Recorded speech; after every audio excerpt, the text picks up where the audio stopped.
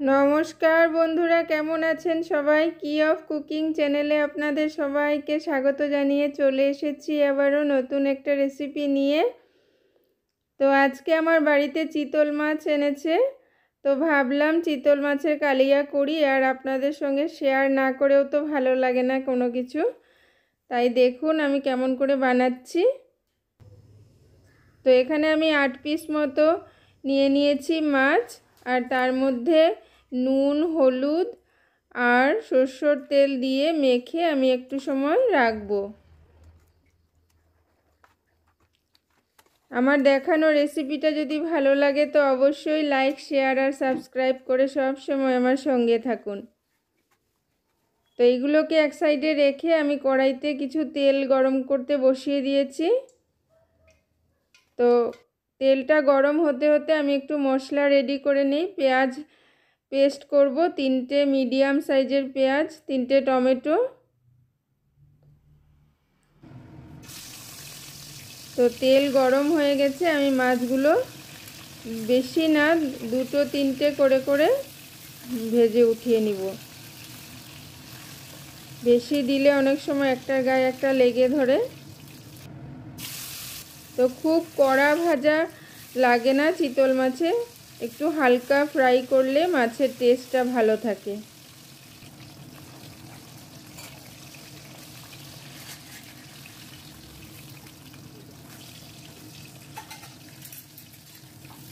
আর শীতকালে চিতল মাছ খুব টেস্টি হয়।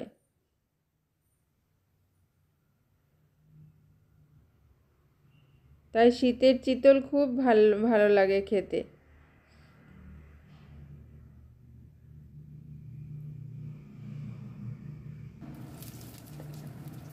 তো মাছগুলো উঠিয়ে নিয়ে আমি আরেকটু তেল এখানে অ্যাড করে দিয়ে দিয়েছি আমি গোটা জিরা আর তেজপাতা ফোড়ন দিয়ে, ফোড়নটা ভাজা হয়ে গেলে দিয়ে দিয়েছি পেঁয়াজ, পেস্ট করা পেঁয়াজটাও কিছু ভাজা হয়ে গেছে।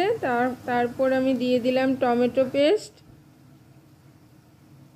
তো এখানে দিয়ে দিচ্ছি 1/2 চামচ মতো আদা পেস্ট, রসুন পেস্ট। তো সবগুলোকেই মোটামুটি একটু সময় আমি ভেজে নিয়েছি। এখন দিচ্ছি নুন, হলুদ গুঁড়ো, জিরে গুঁড়ো, ধনে গুঁড়ো, লঙ্কা গুঁড়ো, এখানে কাশ্মীরি লঙ্কা গুঁড়ো দিলাম একটু। তো জিরে আর ধনে গুঁড়ো খুব বেশি পরিমাণে লাগবে না, 1/2 চামচ থেকেও একটু কম কম দিলেই হয়ে যাবে। তো মশলাগুলো মোটামুটি ভাজা হয়ে গেছে। হয়ে যাওয়ার পর আমি স্টিমটাকে কমিয়ে 1/2 কাপ মতো দই ফেটিয়ে রেখেছিলাম ওটা দিয়ে দিলাম। আর দইটা দেওয়ার পরে কন্টিনিউ কিছু নাড়তে হবে যাতে মশলা আর দই একসঙ্গে সুন্দরভাবে মিক্স হয়ে যায়।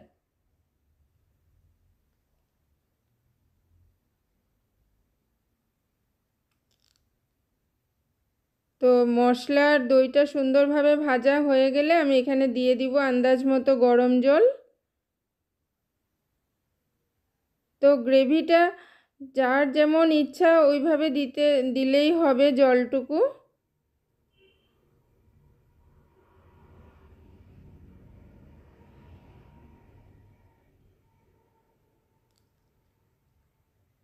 মশলাটা মোটামুটি আমি হাই স্টিমেই করেছি, শুধু দইটা দেওয়ার পর স্টিমটা কমিয়ে ভাজা করলাম। তো গরম জলটাও ফুটে উঠলো, তারপরে আমি দিয়ে দিচ্ছি মাছগুলোকে।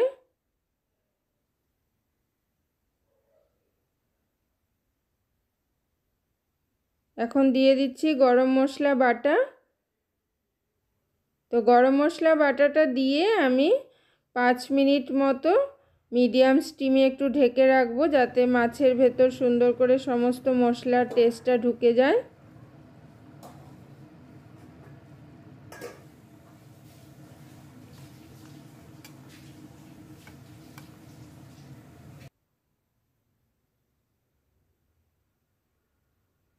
তো এখন খুলে আমি 1 চামচ ঘি দিয়ে দিলাম। ঘি দিয়ে গ্যাস বন্ধ করেই আমি একটু ঢেকে রেখেছি,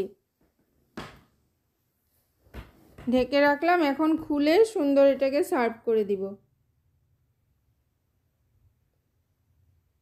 খুব টেস্টি হয়েছে দেখেই মনে হচ্ছে। তো আপনারা অবশ্যই ঘরে বানাবেন। তো আজকের জন্য থ্যাংক ইউ।